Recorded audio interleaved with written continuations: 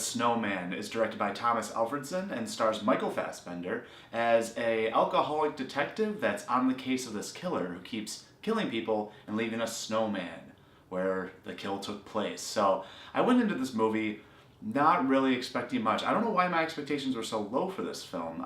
There was nothing really to tell me that it was going to be bad. I just didn't have a good feeling about it. So when I got to the theater, I was like, no, let's go into this. This could be a great thriller. I really like movies like Seven, Silence of the Lambs. So I walked in with this being like, Nate, be positive about this. And I was right all along, and I was incredibly let down by this movie.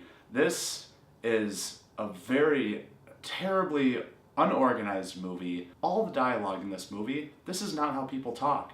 People leave conversations without even saying goodbye or finishing sentences for that matter. This movie seemed like it was written so quickly, it almost felt like there was somebody writing lines during production. Like, what should he say here? I don't know, let's write it. It was very unorganized and nobody interacts this way.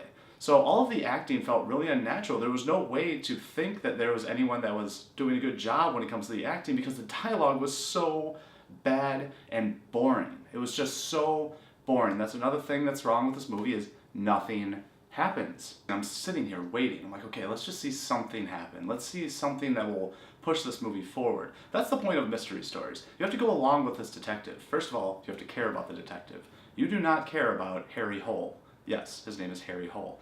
And on top of that, as you go along, you uncover nothing about his past, of why he's an alcoholic, or why he drinks too much, or why he broke up with his girlfriend and sort of doesn't hang out with her son anymore. All of this stuff is never uncovered, so you never really care about Michael Fassbender's character. Is his performance good? It's fine. Michael Fassbender has he has that something about him that I think he's a good actor because he can say a lot with his face and he doesn't need to say much, but his dialogue is just as poorly written as all the other characters. And this is supposed to be a thriller. You're supposed to be wondering who did it, when is the killer going to strike again, and who is it going to be that he strikes? But none of these scenes have any type of suspense element whatsoever. There's no suspense. Even when the scene starts to build a little bit of suspense, you see a snowman outside the window and a person sees the snowman and they get this face of like, uh-oh, is something going wrong? Is something gonna happen? And then they cut away. And then they cut away to a boring scene of poor dialogue. Also, there's other characters that, are played by really good actors, including J.K. Simmons is completely unnecessary in this movie. His little plot thread, if you want to even call it that, leads to nowhere whatsoever. You never even see anything from him. He's in there for a second, then he's in there for another second, then he's gone. It was super unnecessary. And I just want to touch on Val Kilmer in this movie. I don't know what they were doing with Val Kilmer. His plot also doesn't really have any relevance to this because for about a 3-minute scene, they jump to 9 years earlier for one reason or another. It doesn't really make too much sense. And then they jump back. And you see Val Kilmer in these flashbacks briefly, but he has a voiceover.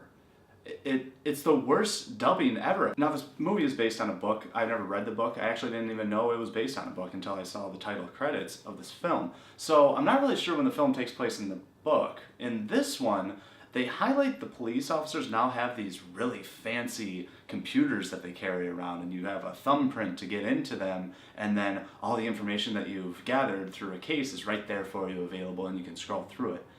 As if it was an iPad, but it's like this thick and really low tech looking. I'm like, this isn't top of the line, but the cops have like this whole scene where there's like, this is how you use it, and it's really high tech, but they all have iPhones, modern iPhones, one that came out just recently. So why are they using these thick, weird, gray computers that they're hauling around to different cases when it seems like that's the exact same thing as an iPad does? And I also want to touch on the editing. It's some of the choppiest, worst editing. I don't know the story behind the making of this film, but I feel like it sat on a shelf for a really long time, and they're like, you know what, let's snag that and just sort of chop it up together. It's kind of Michael Fassbender. People will go see it. He's a good actor. And they just sort of threw it together because this is one of the most poorly edited movies I've seen in a really long time, especially after watching movies like Baby Driver and even movies like Blade Runner 2049, and just seeing these fantastic films and then just seeing this hodgepodge.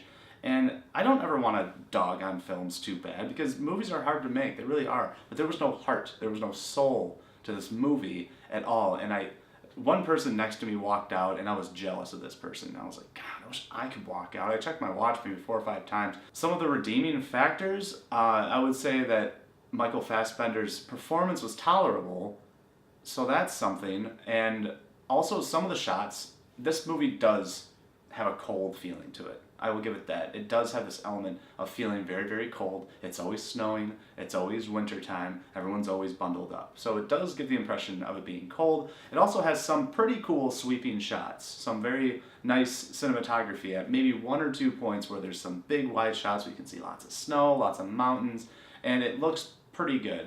But other than that, there's really no redeeming factors to this movie. I was incredibly disappointed. Buffs. Obviously, I did not like this movie.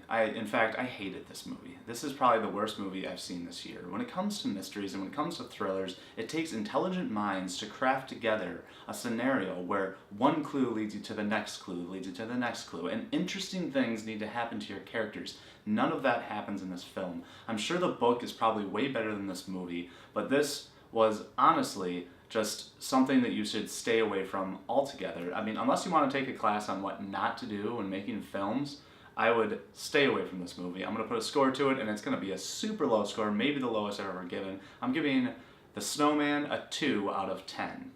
Just go see Blade Runner 2049. Go see It again. There's so many better movies out there than this, especially around the Halloween season. Don't waste your time. Buffs. Alright, so that's my review of The Snowman. What did you guys think of the movie? What do you think of Michael Fassbender? What's your favorite mystery thriller? Leave all your comments below. Also, don't forget to like, share, subscribe. We always appreciate all the support. We have tons more reviews coming out this month, especially with the Spooktober continuing on, so look out for those. But don't you forget, there's no place like the theater.